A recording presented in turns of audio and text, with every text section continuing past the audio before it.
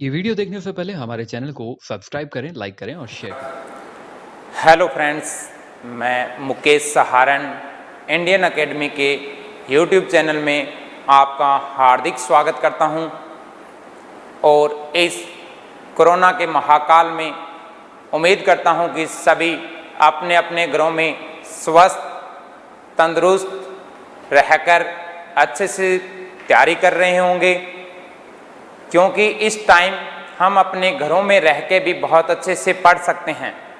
बस पढ़ते रहिए, मौज करते रहिए, अपने आप को संवारते रहिए स्टडी के मामले में। तो हमने साइंस की क्लास के अंदर इससे पहले वाले वीडियो में देखा कि केमिस्ट्री का पहला टॉपिक, बेसिक टॉपिक, पदार्थ या पदार्थ की संरचना, स्टेट ऑफ मैटर, पदार्थ क्या होता है, उसकी संरचना क्या होती है, इसी पे चर्चा की। हमने कहा था कि प्रकृति ब्रह्मांड का वह छोटे से छोटा कण जो खुद का द्रव्यमान रखता हो तथा स्थान घेरता हो, पदार्थ कहलाता है, द्रव्य कहलाता है, मैटर कहलाता है। इसके बारे में बाद में हमने बात की थी कि पदार्थ की मूलभूत तीन अवस्थाएं होती है या पदार्थ मूलभूत तीन अवस्थाओं में पाया जाता है। ठोस, द्रव, गैस, तीन अवस्थाओं पे बात की थी हमने, ठोस अवस्था, द्रव अवस्था, गैस। क्योंकि मूलभूत कितनी अवस्थाओं में पाया जाता है? तीन अवस्थाएं। ठोस अवस्था के बारे में हमने पढ़ा था कि ठोस अवस्थाओं के अंदर पदार्थ के कण बिल्कुल पास पास रहते हैं, यानी उनके अंदर अंतर आणविक बल बहुत अधिक होता है।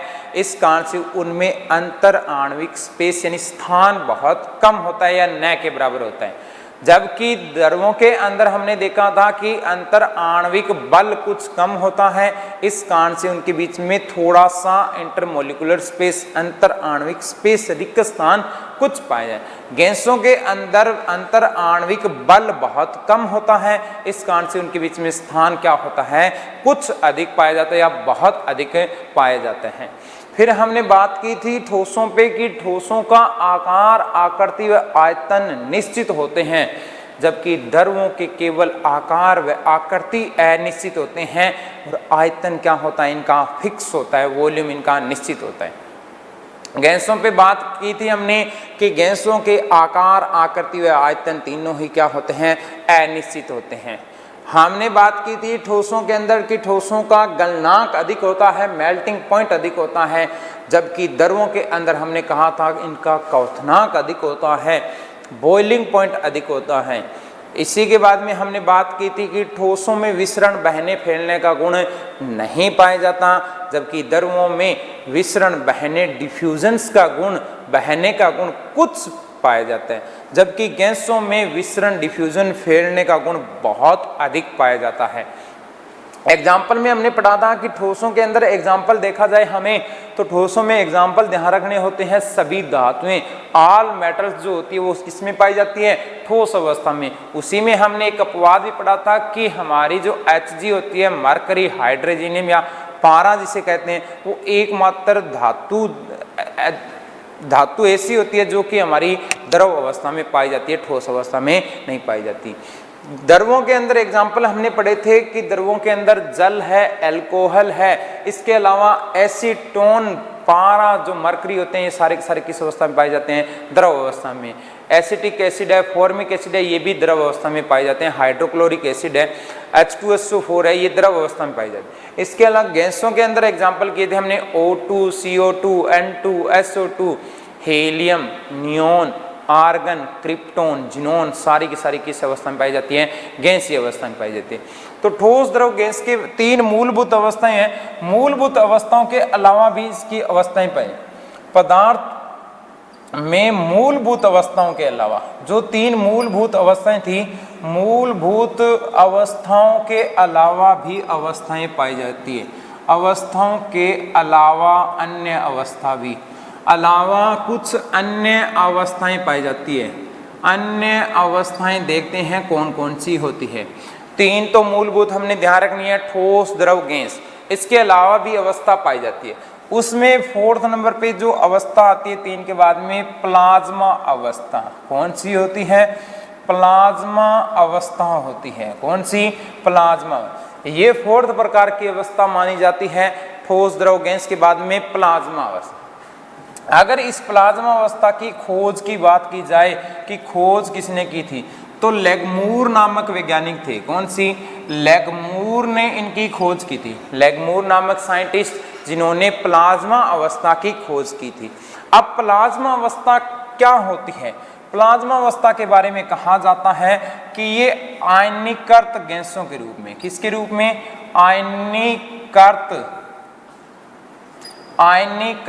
गैसों के रूप में, गैसों के रूप में पाए जाते हैं, रूप में पाई जाती है। किस रूप में पाई जाती है जी? आयनीकृत गैसों के रूप में पाई जाती है। यानी प्लाज्मा अवस्था जो बनती है वो बनती है अति उच्च ताप पर, अति उच्च ताप, हाई टेम्परेचर, बहुत ज्यादा हाई टेम्परेचर पे कौन सी बनती है? प्लाज्मा अवस्था। अति उच्च ताप पे टेम्परेचर बहुत हाई होता है तो क्या बनती है? यानी जो गैसें हैं, गैसें ने कहा हमने, कौन सी गैसें हैं? आयनीकृत, यानी गैसों के क्या होंगे? गैसों के आयन होंगे। गैसों के क्या होंगे? आयन्स होते हैं। गैसों के क्या होते हैं? आयन। गैसें नहीं होती, आयनीकृत गैसों, यानी उन गैसों के क्या पाए जाएंगे? आयन्स पाए जाएंगे। वो कौन सी अवस्था कहलाएगी? हमारी प्लाज्मा अवस्था। इसी प्लाज्मा अवस्था के बारे में कहा जाता है हमारे ब्लड में भी, इसमें हमारे रक्त ब्लड में भी कौन से में भी प्लाज्मा अवस्था पाई जाती है। क्या होती है? प्लाज्मा अवस्था पाई जाती है। किस में पाई जाती है प्लाज्मा अवस्था? हमारे ब्लड में भी कौन सी अवस्था होती है बच्चों? प्लाज्मा अवस्था होती है। किसमें? हमारे ब्लड, रक्त में भी प्लाज्मा अवस्था होती है। जब बायोलॉजी के अंदर कभी हम ब्लड टॉपिक पढ़ेंगे तो उसी ब्लड के टॉपिक में हम बात करेंगे कि मनुष्य के ब्लड जो होता है उसमें दो पार्ट होते हैं, दो भाग होते हैं। एक भाग होता है प्लाज्मा अवस्था या प्लाज्मा भाग होता है, दूसरी हमारा पार्ट होता है जिसे कहते हैं रक्त कणिकाएं या रक्त कोशिकाएं। ब्लड सेल्स या ब्लड कार्पल्स, दो भाग, एक प्लाज्मा, दूसरा रक्त कणिकाएं, रक्त कोशिकाएं होती हैं। प्लाज्मा जो ब्लड का भाग होता है वो 55%, हमारे ब्लड के जितना भी ब्लड है उसका 55% भाग कौन सा होता है? प्लाज्मा। जब कभी ब्लड करेंगे तब बताएंगे, आपको याद भी करवाएंगे। जो एसएससी के एग्जाम में, रेलवे के एग्जाम में, राजस्थान के ऑल कॉम्पिटिटिव एग्जाम में बहुत बार क्वेश्चन पूछा हुआ है कि ह्यूमन बॉडी के अंदर रक्त की कितनी मात्रा प्लाज्मा अवस्था के रूप में पाई जाती है? तो 55% होती है। वहां कभी ब्लड का जब टॉपिक आएगा, रक्त का आएगा, तब बताएंगे कि प्लाज्मा 55%, याद भी करवाएंगे। पैसे प्लाज्मा, पैसे 55% याद करवाएंगे। लेकिन वो जब टॉपिक आएगा हमारा बायोलॉजी का, कभी ब्लड का, उस टाइम की प्लाज्मा अवस्था हमारे अंदर कितनी? 55% अवस्था ब्लड का जो होता है, जितना ब्लड है उसका 55% कितना होता है? हमारा प्लाज्मा होती है। तो हमारे रक्त में भी कौन सी अवस्था पाई जाती है? प्लाज्मा। प्लाज्मा अवस्था अति उच्च ताप पर बनती है, आयनीकृत गैसों के रूप में पाई जाती है। किस रूप में पाई जाती है? आयनीकृत गैसों के। प्लाज्मा अवस्था पाई जाती है सूर्य व तारों पर। कहाँ पाई जाती है? सूर्य व तारों पर क्या होती है? तारों पर प्लाज्मा अवस्था है। जो सन व स्टार्स हैं वहां पे कौन सी अवस्था पाई जाती है? प्लाज्मा अवस्था पाई जाती है। कहाँ पे? सन व स्टार्स पे क्या पाई जाती है? प्लाज्मा अवस्था पाई जाती है। इसी प्लाज्मा अवस्था के बारे में कहा जाता है प्रकृति में सबसे अधिक पाई जाने वाली कौन सी? इस प्रकृति ब्रह्मांड में, प्रकृति या ब्रह्मांड में सबसे अधिक पाई जाने वाली अवस्था, प्रकृति में सबसे अधिक पाई जाने वाली अवस्था, सबसे अधिक पाई जाने वाली अवस्था, पाई जाने वाली अवस्था कौन सी होती है? वाली अवस्था यही हमारी होती है। कौन सी? प्लाज्मा। इस ब्रह्मांड में प्रकृति में सबसे ज्यादा अवस्था अगर कोई पाई जाती है तो कौन सी है? प्लाज्मा अवस्था है। एक विडंबना तो है बहुत बड़ी, जो सबसे ज्यादा इस प्रकृति में पाई जाती है उसी के बारे में हमें ज्ञान नहीं है, हमने कभी पढ़ाई नहीं की प्लाज्मा अवस्था होती है क्या। तो इस प्रकृति में सबसे अधिक पाई जाने वाली अवस्था कौन सी होती है? प्लाज्मा अवस्था। लेकिन पाई कहाँ जाती है? सूर्य व तारों। क्यों पाई जाती है सूर्य व तारों के पास? क्योंकि सूर्य व तारों के पास क्या होता है? हमारा टेम्परेचर हाई है। सूर्य व तारों पे क्या होता है? अति उच्च ताप होता है। सूर्य व तारों पे क्या होता है? High temperature. अब देखो सूर्य व तारों पे दो गैसें पाई जाती हैं। सूर्य व तारों में क्या होता है, हाइड्रोजन गैस व हीलियम होती है। कौन सी, हाइड्रोजन व हीलियम गैसें पाई जाती है। कौन सी होती है, हाइड्रोजन व हीलियम गैसें होती है। कौन कौन सी होती हैं, हमारे सूर्य व तारों के पास। देखो सूर्य जो सन होता है वो भी एक स्टार तारा ही है, लेकिन कहा जाता है पृथ्वी के सबसे नजदीक अगर कोई तारा है तो कौन सा है, सूर्य है। सूर्य भी एक तारा है, सूर्य से बड़े बड़े तारे हैं, सूर्य से भी बहुत बड़े हैं, परंतु वो पृथ्वी से बहुत ज्यादा दूर होने के कारण से हमें छोटे दिखाई देते हैं या नहीं दिखाई देते। तो हाइड्रोजन में, लेकिन ये वहां पे हाइड्रोजन हीलियम के रूप में, हाइड्रोजन को H2 लिखा जाता है, हीलियम को He के रूप में। ये हाइड्रोजन और हीलियम वहां इस रूप में नहीं पाए जाते, He हाइड्रोजन और हीलियम के रूप में नहीं पाए जाते।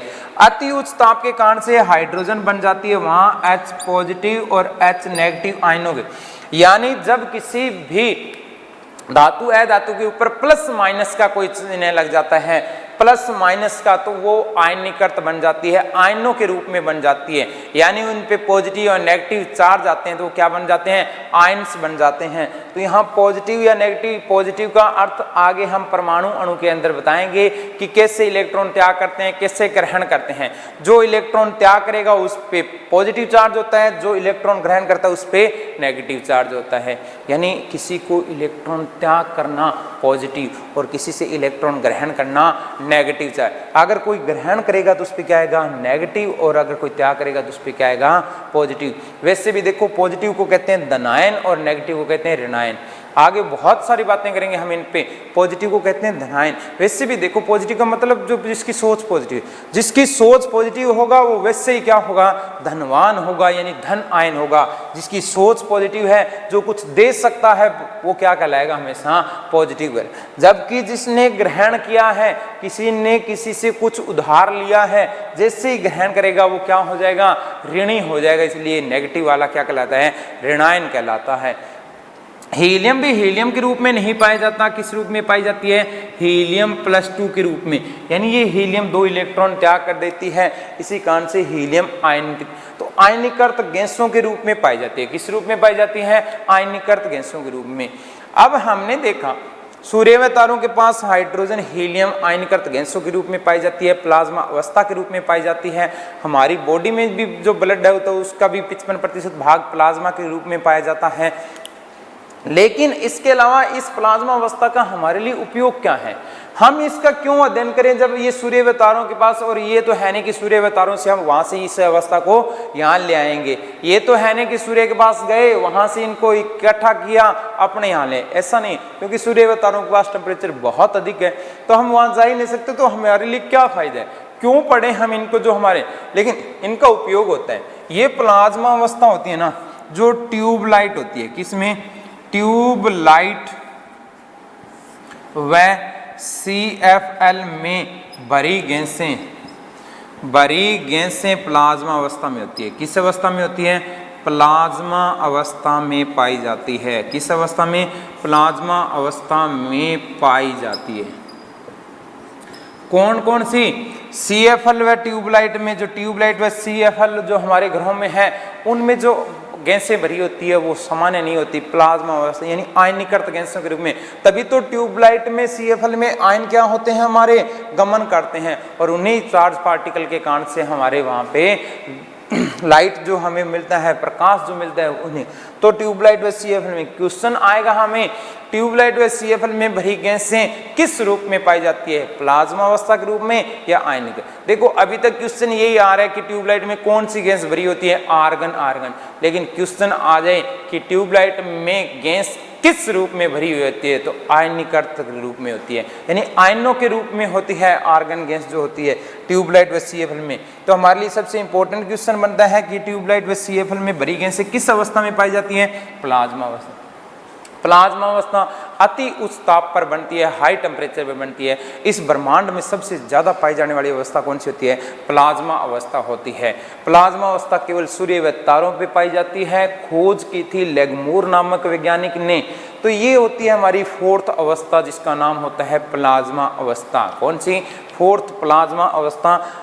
जल्दी से स्क्रीनशॉट ले लीजिए, फिर आगे चलते हैं नेक्स्ट अवस्था पे। तो प्लाज्मा अवस्था खोज लेगमूर ने की थी, अति उच्च ताप पर आयनीकृत गैसों के रूप में पाई जाती है। प्लाज्मा अवस्था हमारे ब्लड यानी रक्त में भी पाई जाती है।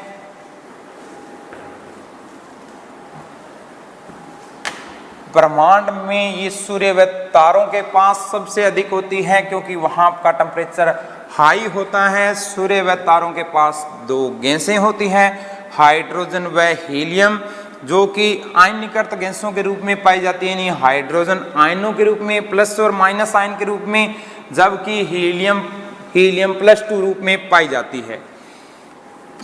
फोर्थ अवस्था प्लाज्मा अवस्था के बाद में नेक्स्ट अगर अवस्था देखी जाए तो बैक अवस्था। कौन सी?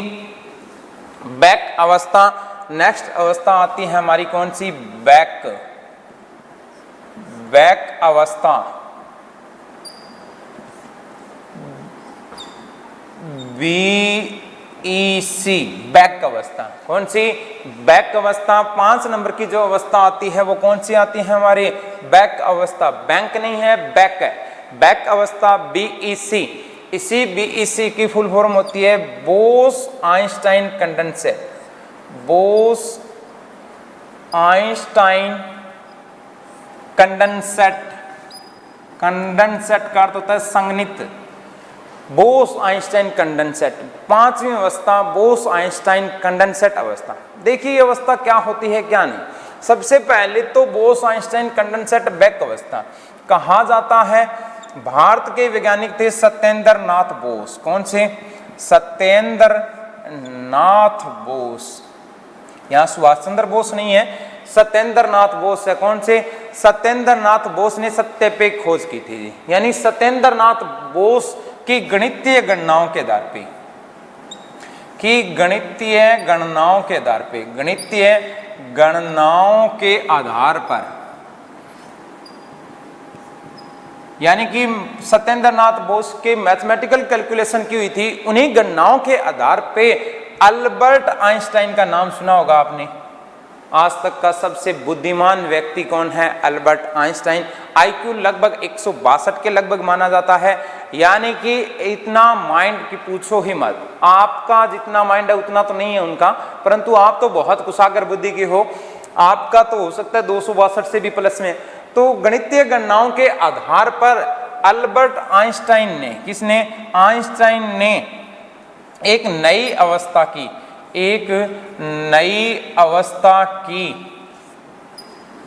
भविष्यवाणी कर दी। क्या कर दी? भविष्यवाणी की। उन्होंने कहा कि इस आधार पे, इन गणितीय गणनाओं के आधार पे हम एक नई अवस्था का निर्माण करेंगे और भविष्य में हम इस अवस्था का निर्माण करके दिखा देंगे। हालांकि इन्होंने कार्य स्टार्ट कर दिया था लेकिन कंप्लीट नहीं कर पाया। उससे पहले ही ऊपर वाले का बुलावा आ गया और आइंस्टाइन महोदय अपने माइंड को छोड़ के ऊपर चले गए।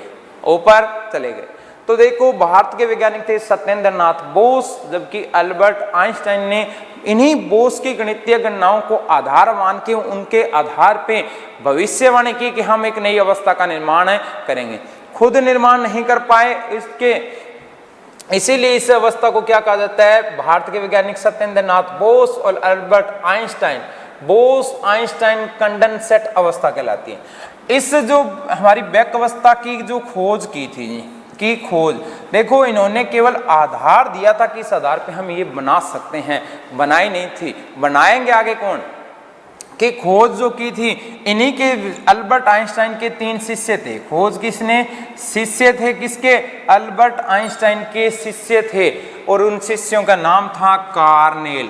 कौन कौन से थे? कार्नेल, कैटरले व वेमेन नामक वैज्ञानिक थे। कौन कौन से? कार्नेल, कैटरले व वेमेन। 3 किनके शिष्य थे? अल्बर्ट आइंस्टाइन के। भाई आइंस्टाइन माइंडेड खोपड़ी है तो ये भी क्या होंगे? माइंडेड ही होंगे। तो अल्बर्ट आइंस्टाइन के इनके जो भविष्यवाणी की थी, जो आधार था, उसी के आधार पे इन्होंने कार्य किया, कार्नेल, कैटरले व वेमेन, और उन्होंने इस अवस्था का निर्माण कर दिया। ये जो बैक अवस्था होती है ये बनती है अति निम्न ताप पर। कहाँ बनती है? अति निम्न ताप पर बनती है। ताप पर देखो, हम फोर्थ अवस्था और फिफ्थ अवस्था को कंपैरिजन करें, प्लाज्मा अवस्था बनती है अति उच्च ताप पे, जबकि बैक अवस्था बनती है अति निम्न ताप पे। ये जो बैक अवस्था है ये प्रकृति में नहीं पाई जाती, प्रकृति में नहीं पाई जाती, नहीं पाई जाती, यानी प्राकृतिक रूप से नहीं पाई जाती है। इस अवस्था को प्रयोगशाला में निर्मित किया जाता है। कहाँ पे? प्रयोगशाला, लेबोरेटरी में, प्रयोगशाला में निर्मित किया जाएगा। कैसे किया जाता है? निर्मित किया जाता है, बनाया जाता है। प्रयोगशाला में इसे निर्मित किया जाता है। कहाँ पे किया जाता है? प्रयोगशाला में निर्मित, प्रकृति में नहीं पाई जाती है। प्रयोगशाला में, लेबोरेटरी में इसको बनाया जाता है। कहाँ पे बनाया जाता है? लेबोरेटरी। नॉर्मल सी बात है, प्लाज्मा अवस्था अति उच्च ताप पे, तो बैक अवस्था अति निम्न ताप। प्लाज्मा अवस्था ब्रह्मांड में सबसे ज्यादा, जबकि बैक अवस्था ब्रह्मांड में पाई नहीं जाती। ये कहाँ बनती है? हमारी प्रयोगशाला में। हम इसको निर्मित कर सकते हैं, बना सकते हैं, अपने आप नहीं। हमने कहा जी प्रयोगशाला में कैसे, तो कहा जाता है इसको बनाने के लिए, देखो जी, सभी ने नाम सुना होगा O2 गैस। कौन सी? O2 gas. इसके अलावा नाम सुना होगा H2 गैस। ये सामान्य अवस्था में गैसीय रूप में पाई जाती है। कैसे? गैसीय रूप में पाई जाती है। जो बैक अवस्था बनती है ये द्रवित गैसों के रूप में बनती है। कैसी? द्रवित गैसों के रूप में, गैसों के रूप में बनाया जाता है। यानी जो गैसें होती है उनको क्या किया जाता है? द्रवित किया जाता है। ऑक्सीजन गैस होती है, हाइड्रोजन सामान्यतः गैस अवस्था में पाई जाती है। अगर हम इसका टेम्परेचर कम करें, ताप क्या करें, हम इसका कम करें, टेम्परेचर कम करें, ऑक्सीजन गैस के टेम्परेचर कम करते चले जाएं, तो एक टाइम पे O2 द्रव में बदल जाती है। ऑक्सीजन किसमें, गैस किसमें बदल जाएगी? द्रव में बदल जाएगी। क्योंकि जैसे जैसे टेम्परेचर कम करोगे, लिक्विफाइड करते चले जाओगे, एक टेम्परेचर पे ऑक्सीजन गैस किसमें बदल जाएगी? ऑक्सीजन द्रव में बदल जाएगी। हाइड्रोजन जो गैस होती है इसको भी टेम्परेचर कम करने पर ये H2 द्रव में बदल जाती है। किस अवस्था में बदल जाएगी? H2। अब हमें टेम्परेचर ध्यान रखना है। अगर हाइड्रोजन गैस को द्रवित करना है तो नॉर्मल टेम्परेचर प्रेशर, इस नॉर्मल एटमॉस्फेयर पर अगर हमने जो हमारा दाब है उस पर कम करना है तो इसका टेम्परेचर -253 डिग्री सेंटीग्रेड। कितना करना पड़ेगा? -253। सोच के देखो, 0 डिग्री सेंटीग्रेड पे बर्फ जम जाती है, इतना ठंडा हो जाता है, तो -253 डिग्री तो बहुत अधिक माइनस में चला जाता है। और इतना टेम्परेचर केवल लेबोरेटरी में ही कम किया जा सकता है। तो -253 डिग्री सेंटीग्रेड पे हाइड्रोजन गैस किस में बदल जाती है? हाइड्रोजन द्रव के रूप में द्रवित हो जाती है। ऑक्सीजन को कम करने के लिए -183 डिग्री सेंटीग्रेड चाहिए। कितना? -183 डिग्री सेंटीग्रेड अगर टेम्परेचर कम करेंगे, माइनस में टेम्परेचर कम करेंगे, तो ऑक्सीजन गैस किस में बदल जाएगी? ऑक्सीजन द्रव में बदल। अब ये द्रव O2 और द्रव H2 है, ये किस अवस्था में आ गई हमारे पास? BEC, बैक अवस्था कहलाती है। क्या? द्रवित ऑक्सीजन और द्रवित हमारी हाइड्रोजन है, ये गैस जो हमारी अवस्था बन जाती है कौन सी होती है? यानी द्रवित गैसों के रूप में होती है, वो कौन सी अवस्था कहलाती है? हमारी बैक अवस्था कहलाती है। अब हमने कहा कि महोदय आपने इतना ये किया, ये द्रव O2 द्रव H2 बनाया, इनका हमारे लिए क्या है? इन द्रव O2 द्रव H2 को कहा जाता है द्रव ईंधन के रूप में इस्तेमाल किया जाता है। किसके रूप में? द्रव ईंधन के रूप में, द्रव ईंधन, फ्यूल के ईंधन के रूप में इस्तेमाल, रूप में क्या किया जाता है? उपयोग किया जाता है। क्या किया जाता है? उपयोग किया जाता है। किसके रूप में? द्रव ईंधन के रूप में, फ्यूल के रूप में। अब आप कहोगे सर जी फ्यूल तो सारे ही द्रव होते हैं, हमारे पेट्रोल, डीजल, केरोसिन द्रव ही होते हैं, लेकिन स्पेशल द्रव ईंधन के रूप में, लिक्विफाइड ईंधन के रूप में किसको इस्तेमाल किया जाता है? द्रव O2 और द्रव। ये जो द्रव ईंधन होता है इसका उपयोग जो किया जाता है, द्रव ईंधन का उपयोग किया जाता है हमारे क्रायोजेनिक इंजन में। द्रव ईंधन का उपयोग कहाँ किया जाता है? क्रायोजेनिक इंजन में। ये जो हमारे द्रव O2 और द्रव H2 जो होता है, इस द्रव ईंधन का उपयोग किया जाता है क्रायोजेनिक इंजन में। किसमें? Cryogenic engine.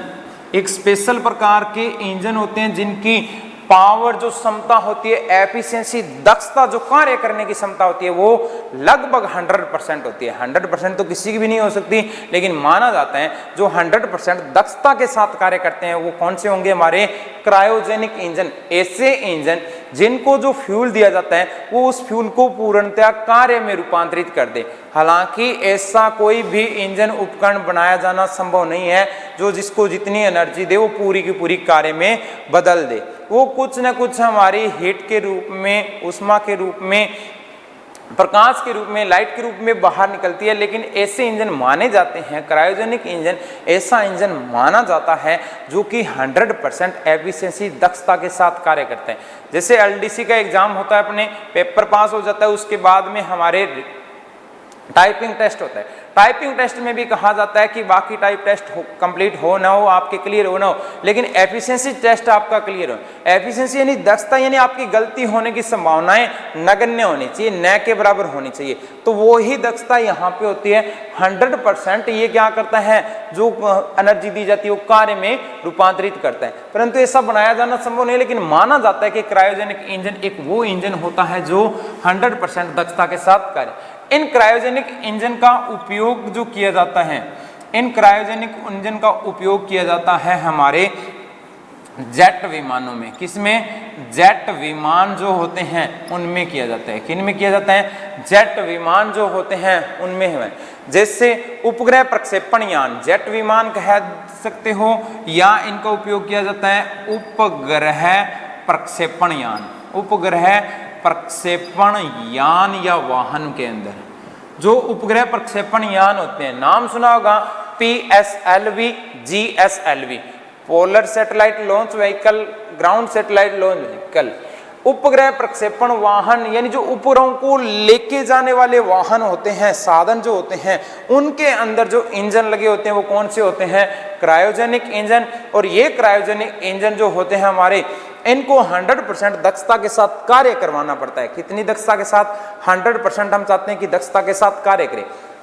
उसी दक्षता के साथ कार्य करवाने के लिए हमें इनको जो फ्यूल भरा जाता है वो कौन सा होता है, द्रव O2 और द्रव है H2 के रूप में पाए जाते हैं। तो इसका उपयोग हमारे उपग्रह प्रक्षेपण यान में किया जाता है।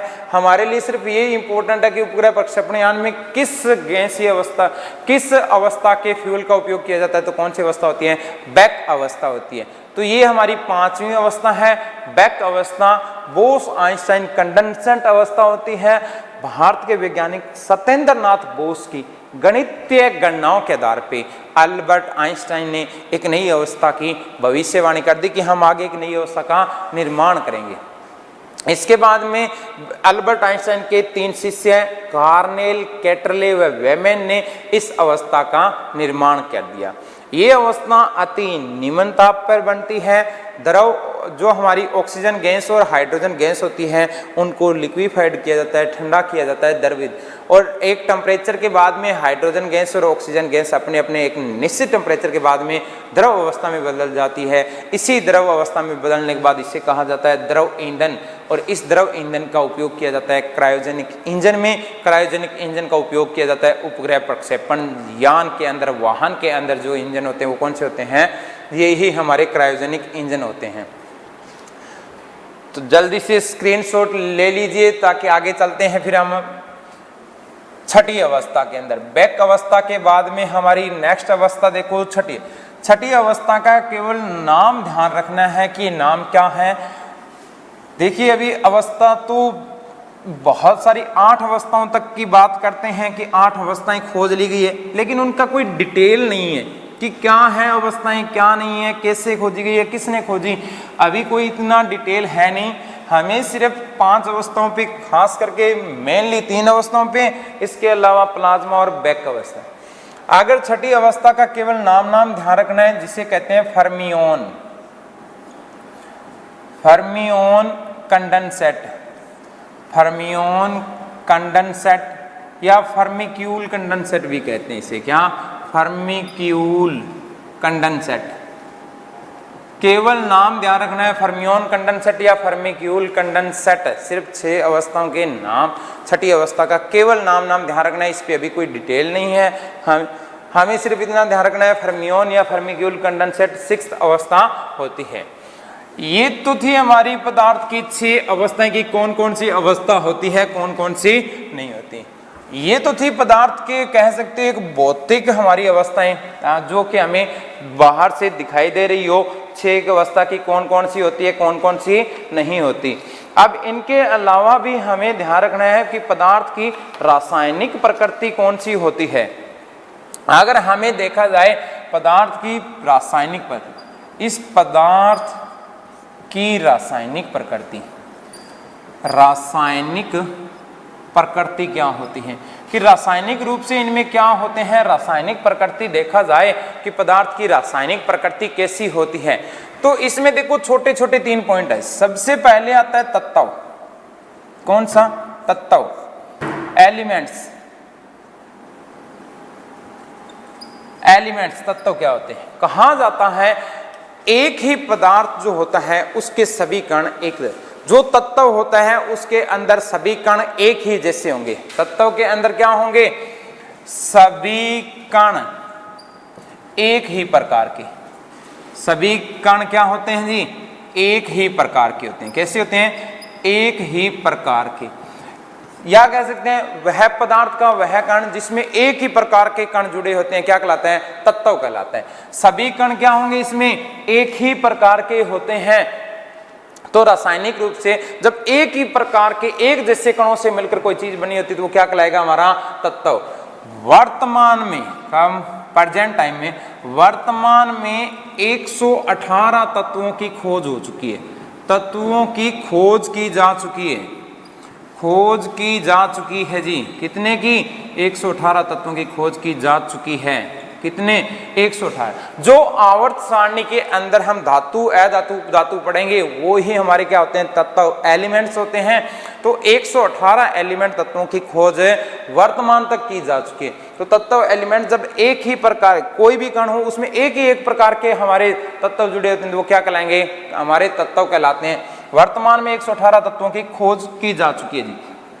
तत्वों के अंदर एग्जाम्पल देखा जाए जैसे चांदी है, सोना है, सोडियम, पोटेशियम, मैग्नीशियम, कैल्शियम, ये सारे के सारे क्या होते हैं? तत्व होते हैं, एलिमेंट। कहा जा सकता है इस शुद्धतम रूप होता है। तत्व क्या होता है? एक शुद्ध रूप। क्योंकि देखो एक ही एक प्रकार के, केवल चांदी चांदी एजी चांदी चांदी पाई जाती है तो वो शुद्ध रूप होगा। तो ऐसा रूप जिसमें एक ही प्रकार के हमारे तत्व पाए जाते हैं क्या कहलाता है? हमारा कण। दूसरा देखिए तत्व के बाद में होते हैं जी यौगिक। क्या? यौगिक, कंपाउंड, कंपाउंड्स। यौगिक क्या होते हैं? जब किसी हमारे कण में, किसी पदार्थ में एक निश्चित अनुपात में तत्व पाए जाते हैं तथा इनका निश्चित रासायनिक सूत्र होता है। निश्चित रासायनिक सूत्र हो, फॉर्मूला फिक्स हो, सूत्र हो, क्या कहलाते हैं जी? यौगिक। यानी यौगिक बनेंगे तो हमारे तत्वों से, लेकिन 2 या 2 से अधिक तत्व एक निश्चित अनुपात में और एक निश्चित रासायनिक सूत्र के साथ पाए जाएंगे, क्या कहलाएंगे? यौगिक। क्या कहा? यौगिक क्या होंगे? किसी भी पदार्थ में निश्चित अनुपात में तत्व जुड़ते चले जाएं, एक निश्चित अनुपात होना चाहिए उनका और एक निश्चित रासायनिक सूत्र, फॉर्मूला हो तो क्या कहलाते हैं? हमेशा यौगिक कहलाते हैं। जैसे देखो यौगिक कंपाउंड के बारे में बात करें, H2O जल जो होता है वो एक यौगिक होता है। जल भी क्या होता है? एक यौगिक होता है। क्योंकि देखो जल चाहे कहीं चले जाओ, भारत में चले जाओ, राजस्थान में चले जाओ, गंगानगर में चले जाओ या अमेरिका, जापान, कहीं पर भी चले जाओ, आपको H2O जल के अंदर अगर जल का सूत्र पूछोगे कि वाटर का फॉर्मूला कहाँ है, कहीं पर भी जाके चेक करोगे तो उसमें हाइड्रोजन और ऑक्सीजन ही मिलेगा, यानी H2O ही मिलेगा। हाइड्रोजन और ऑक्सीजन की संख्या का अनुपात देखा जाए तो 2:1 ही मिलेगा, कहीं पर भी चले जाओ। यानी एक ऐसा फॉर्मूला जिसके अंदर हमारे तत्व जो होते हैं उनका निश्चित रासायनिक सूत्र होगा और उनका अनुपात भी क्या होगा? निश्चित। नाम सुना होगा आपने अमोनिया। कौन सा? अमोनिया। अमोनिया भी एक यौगिक है क्योंकि इसका फॉर्मूला क्या होता है, NH3। अमोनिया फिक्स होता है। NH3 को क्या कहेंगे हमेशा, एक नाइट्रोजन और 3 हाइड्रोजन जुड़ेंगे तो ही क्या बनेगा, अमोनिया। यानी इसमें नाइट्रोजन अनुपात हाइड्रोजन कितना आएगा, 1:3। तो ये क्या कहलाएगा, हमारा यौगिक कहलाएगा। नाम सुना होगा आपने ग्लूकोज, कौन सा, ग्लूकोज। बहुत सारे हैं, कुछ एग्जांपल बता रहा हूं। ग्लूकोज, ग्लूकोज का फॉर्मूला फिक्स होता है C6H12O6। शर्करा ग्लूकोज जो होता है उसका सूत्र C6H12, यानी कार्बन की संख्या 6, हाइड्रोजन की संख्या 12, ऑक्सीजन की संख्या 6 होगी तो क्या बनेगा, ग्लूकोज।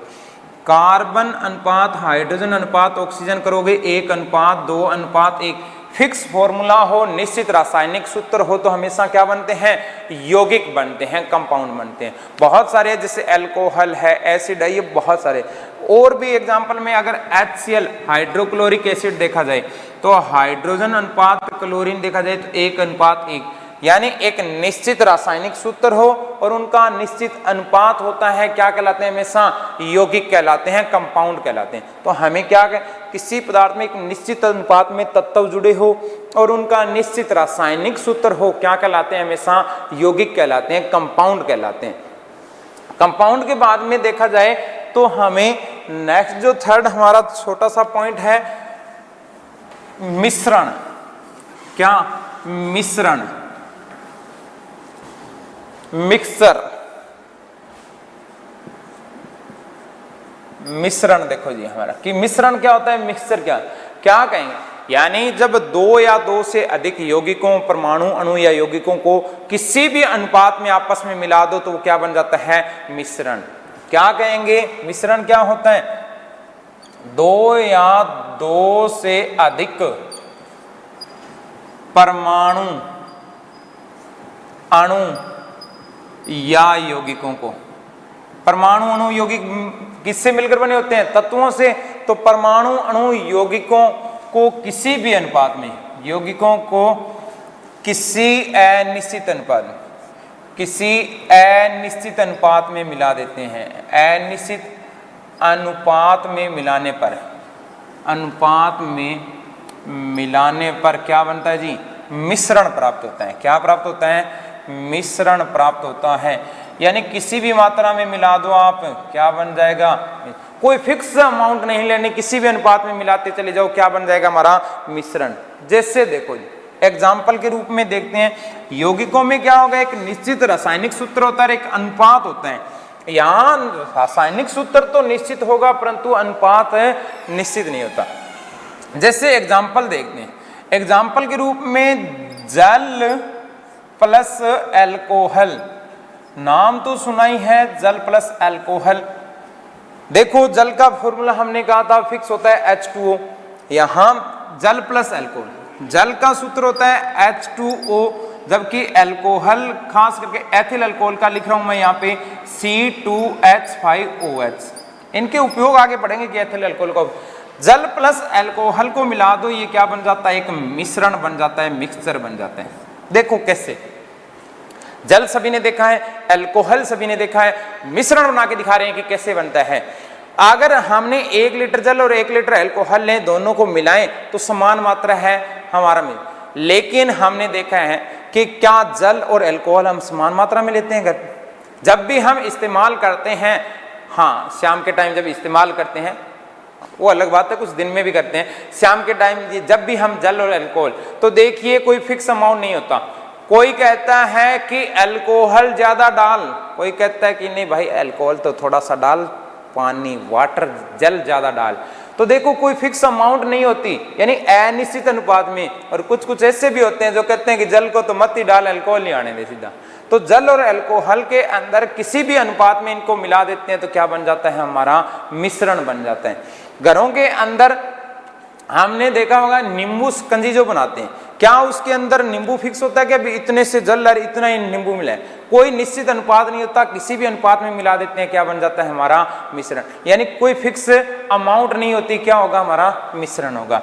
इसी के अलावा देखो आपने नाम सुना होगा नमक, salt, NaCl sodium chloride plus चीनी, चीनी, शुगर, शर्करा, नमक का फॉर्मूला फिक्स होता है, चीनी शुगर का फॉर्मूला ग्लूकोज का फिक्स होता है। दोनों को किसी भी अनुपात में मिला दो, हमें कोई इक्वल अमाउंट नहीं लेनी। जल हमारी चीनी और नमक को किसी भी अनुपात में 1 किलो चीनी लो, 3 किलो नमक लो, मिला दो, क्या उनकी अमाउंट एक जैसी है क्या? तो वो क्या बनेगा? हमेशा मिश्रण बने, यानी अनिश्चित अनुपात में मिलाने पे। इनका देखो रासायनिक सूत्र तो है, परंतु अनुपात कैसा है? अनिश्चित। जब अनिश्चित अनुपात में मिलाएंगे तो क्या बनेगा? हमेशा मिश्रण बनेगा, मिक्सचर बनेगा। वैसे भी देखो मिक्सचर तो आपने खाए होंगे, मिक्सचर सभी लेके आते हो। उन्हीं मिक्सरों में आपने देखा होगा कि किसी किसी के अंदर मिक्सचर में कोई फिक्स अमाउंट नहीं होते कि इतने से ये कण है, इतने से ये पार्टिकल है, इतने से ये है, उनमें कोई फिक्स नहीं होता। लेके आ जाना अलग अलग और उनमें देख लेना कि एक जैसा है क्या। एक जैसी अमाउंट नहीं मिलेगी, किसी में कुछ ज्यादा मिलेगा, किसी में कुछ ज्यादा। हमें मिश्रण पे सबसे इंपॉर्टेंट क्वेश्चन जो ध्यान रखना है ना, वो हमें सिर्फ ये ध्यान रखना है कि वायु गैसों का मिश्रण होता है, वायु गैसों का मिश्रण है। बस हमारा क्वेश्चन यही आना है कि वायु निम्न में से क्या है? तत्व, यौगिक, मिश्रण, इनमें से कोई नहीं है ये सभी। तो हमेशा क्या होगा? वायु गैसों का क्या होता है? एक मिश्रण होता है, मिक्सचर होता है। यहाँ कोई फिक्स देखो किसी के दिमाग में आ रहा होगा कि सर जी एनवायरमेंट, वायुमंडल में तो नाइट्रोजन फिक्स होती है, ऑक्सीजन फिक्स होती है, CO2 की मात्रा फिक्स होती है, फिर आप कैसे कह सकते हैं? यानी उनकी अमाउंट फिक्स है। लेकिन वायु के अंदर उनके अलावा भी जल, वाष्प, वाटर वेपर पाई जाती है, धूल मिट्टी के कण पाए जाते हैं। क्या हर जगह जल, वाष्प और धूल मिट्टी के कण एक समान होते हैं? कहीं पर धूल मिट्टी के कण बहुत ज्यादा होंगे, कहीं पर बहुत कम होंगे, कहीं पे जल वाष्प बहुत ज्यादा होती है, कहीं पे जल वाष्प बहुत कम हो जाती है। तो वायुमंडलीय दबाव के कारण से यहाँ गैसों का निश्चित अनुपात नहीं रहता, इसलिए वायु गैसों का क्या है? मिश्रण। Very very very very most important question हमारा यही बनता है कि वायु गैसों का क्या होता है? मिश्रण। तो ये हमारे पदार्थ की जो अवस्थाएं थी, पदार्थ की रासायनिक प्रकृति क्या थी, एक छोटा सा टॉपिक हमारा कंप्लीट होता है। आप इसको अच्छे से पढ़ते रहिए, खूब सारे मन लगा के पढ़िए, ध्यान से पढ़िए। कहीं किसी प्रकार का कोई भी डाउट है आपके मन में तो हमारे कमेंट बॉक्स में आप लिख दीजिए, आपकी हर समस्या का समाधान मिलेगा जी। तो ये वीडियो अगर आपको अच्छा लगे, पसंद आए तो ज़्यादा से ज़्यादा इसे लाइक करो, शेयर करें, सब्सक्राइब करें। धन्यवाद।